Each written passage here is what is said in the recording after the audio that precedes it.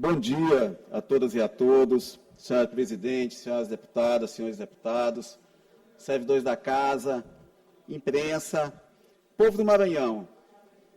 Ocupo essa tribuna, presidente Iracema Vale, nesse início de manhã, esse início de semana, nesse grande expediente, para tratar de uma situação que tem causado preocupação nos municípios de Grajaú e Arame, deputado Florencio Neto. Principalmente os moradores da área limítrofe entre os dois municípios. Está em andamento uma discussão sobre a questão dos limites territoriais desses dois municípios. O município de Arame foi criado no ano de 1988, a lei de criação é do ano de 1988. Em 2011, aconteceu uma alteração desses limites para que fossem corrigidas distorções e os limites passassem a ser compatíveis com a realidade social e econômica dos dois municípios. E agora, recentemente, o município de Arame, deputado Florencio, Vossa Excelência milita politicamente em Arame, entrou com uma ação judicial questionando esses limites e reivindicando judicialmente que os limites fossem retomados conforme a lei de 1988, quando se deu a criação do município. Ocorre que essa ação judicial, que hoje se encontra em sede de liminar, existe uma liminar deferida pela Justiça em favor do município de Arame, restabelecendo esses limites a 88. Ocorre que, caso essa decisão seja confirmada e Arame passe de fato a ter seus limites com Grajaú, conforme a lei de criação do município, várias situações administrativas, econômicas e sociais serão criadas por conta dessa nova configuração geográfica. Povoados como Vargem Grande, Sambaíba, Tamboril, Macaúba, Andaraí, ou seja, localidades que hoje são vinculadas a Grajaú, que contam com serviços públicos, deputado Davi Brandão, prestados por Grajaú, que possuem investimentos públicos, escolas, unidades de saúde, etc., sistema de abastecimento d'água, executados e mantidos por Grajaú, essas localidades todas passarão a ter como vinculação político-administrativa o município de Arame. Vejam, senhores deputados, o que isso representará para essas populações. Serviços públicos que Arame terá que incorporar, vínculos culturais que historicamente são de Grajaú, as pessoas têm essa vinculação cultural que é histórica com Grajaú e passarão a ter essa relação administrativa com Arame, além da questão dos repassos constitucionais, que possivelmente sofrerá alterações, porque nós sabemos que os repassos constitucionais, Fundo de Participação, Recurso da Saúde, Fundeb, todos esses recursos aí são vinculados ao critério populacional. Imaginem, deputadas e deputados, o desarranjo administrativo, financeiro, social e econômico que essa alteração causará. E a situação se torna ainda mais preocupante, presidente Davi, porque essa liminar tem efeito imediato. A decisão judicial, ainda em sede liminar, possui efeito imediato, ou seja, todos esses povoados, hoje, por conta dessa decisão judicial, se encontram vinculados ao município de Arame. Eu conversei um tempo atrás com o prefeito Pedro Fernandes sobre essa questão, prefeito de Arame, Pedro Fernandes, sobre essa questão dos limites territoriais. E o que o prefeito Pedro Fernandes me relatou? Que ele pretendia, na verdade, corrigir algumas distorções pontuais, para corrigir situações em que alguns povoados que hoje estão jurisdicionados a Grajaú, mas que, historicamente, e do ponto de vista também de serviços públicos, mantêm vínculos com Arame. Esse é o entendimento que eu tinha até que fosse dada entrada nessa demanda judicial por parte da Prefeitura de Arame. Hoje pela manhã, preocupado com a situação, que na verdade essa decisão judicial foi da semana passada, eu estive no IMESC conversando com o presidente Jonathan Carvalho, para procurar compreender melhor a situação e saber de que forma eu, enquanto parlamentar, deputado estadual, representante daquela região, poderia participar e contribuir para a solução consensuada desse processo e de que forma também a própria Assembleia Legislativa poderia participar desse litígio que está havendo e de que forma se poderia pensar numa forma de resolver que não criasse prejuízo a arame, ou seja, garantisse os legítimos interesses de arame com relação àquelas áreas que hoje são assistidas por arame, mas que, por outro lado, também não causasse prejuízo a Grajaú, não só à municipalidade, à prefeitura municipal, mas também aos moradores daqueles povoados, daqueles territórios.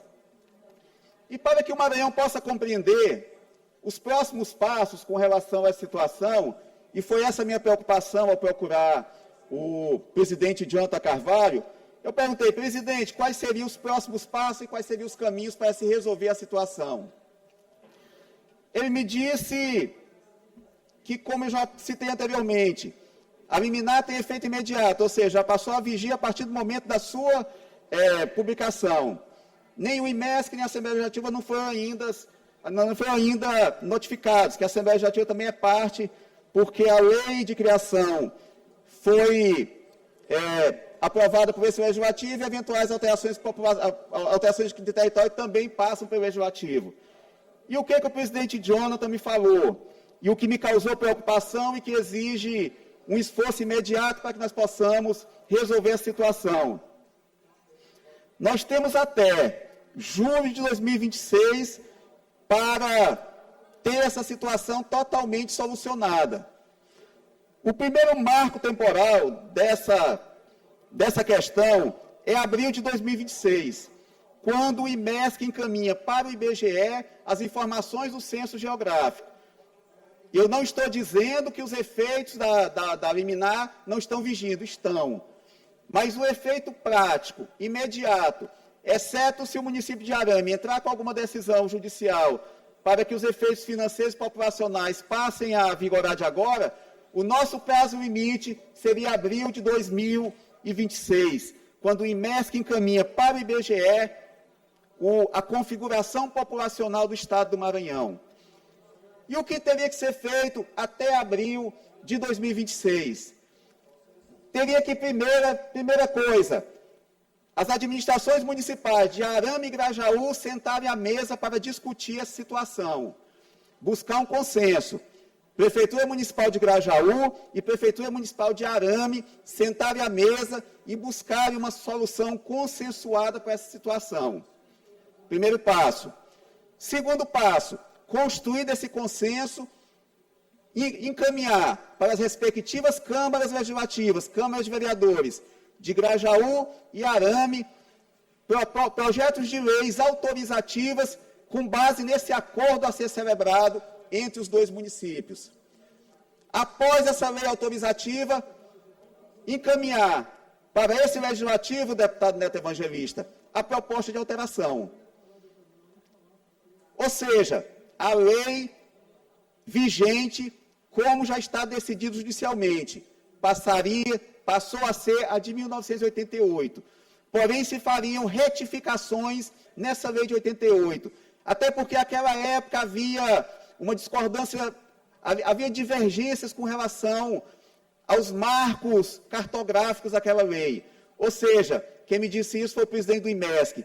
Existem algumas lacunas cartográficas que se poderia corrigir por meio desse consenso que a ser construído entre as duas administrações municipais. A partir dessas lacunas se alteraria a lei de 88 e dessa forma se constituiriam os novos limites, esses definitivos, entre Grajaú e Arame. E aqui, deputado Glaubert, eu ocupo essa tribuna, sobretudo, para fazer um apelo às administrações municipais de Grajaú e Arame, para que possam sentar à mesa e construir esse consenso.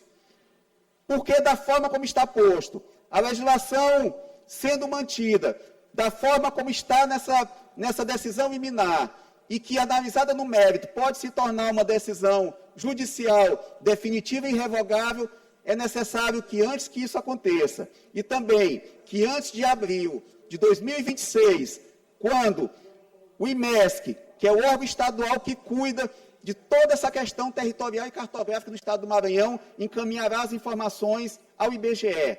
Até essa data, os municípios de Grajaú e Arame terão que sentar à mesa, terá que ser constituído um consenso sobre quais povoados pertencerão a cada município, deverão ser aprovadas leis autorizativas nas respectivas câmaras de vereadores e encaminhado para esse parlamento, para que esse parlamento consolide esse entendimento. Veja, deputado Rodrigo Lago, quantos passos, quantas providências têm que ser tomadas nesse breve intervalo de tempo entre hoje e o mês de abril de 2026.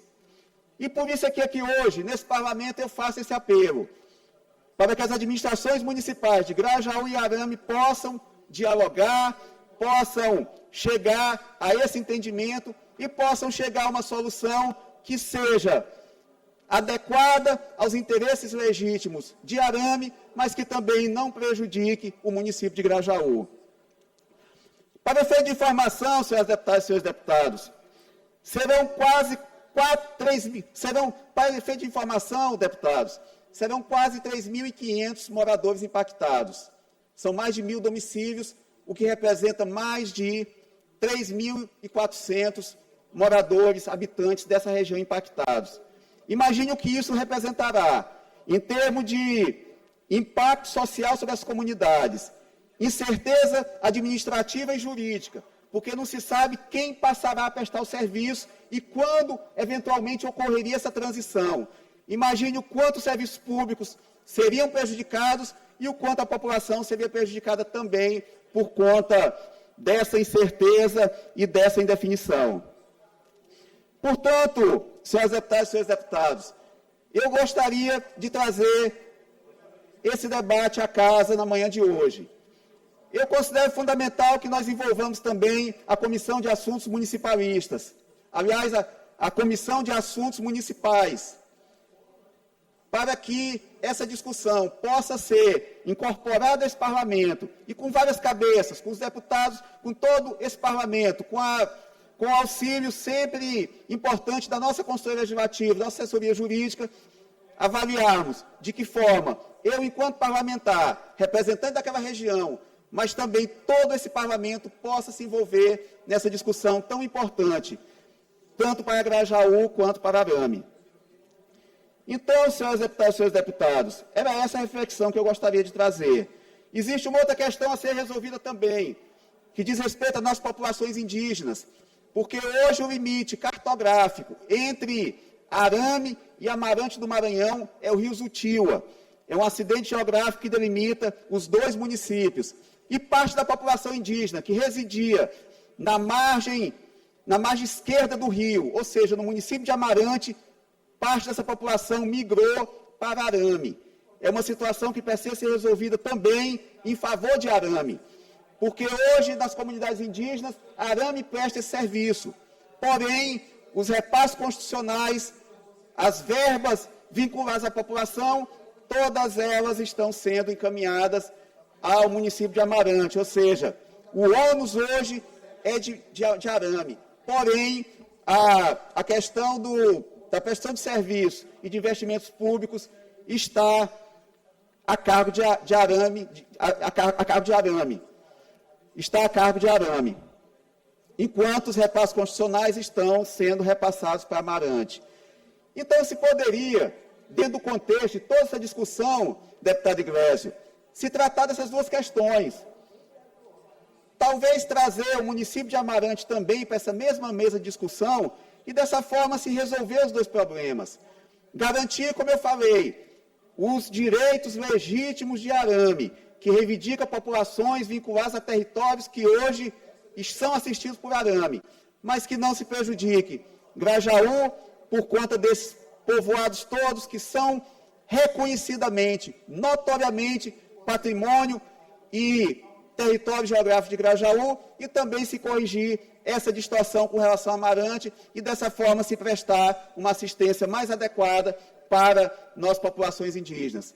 Senhoras deputadas, senhores deputados, finalizando, peço o envolvimento dessa casa. Já conversei com a presidente Iracema Vaves sobre esse tema, que diz respeito não só a uma questão local ou regional, mas que diz respeito também a todo o povo do Maranhão. E eu tenho certeza que esse parlamento vai cumprir o seu papel, vai atuar de forma propositiva, e eu me proponho aqui também de auxiliar nessa discussão, nesse consenso, e que se chegue a uma solução que seja a mais adequada a todos, que preserve os interesses legítimos de Arame, mas que não se prejudique nem Amarante e nem Grajaú. Muito obrigado, senhor presidente.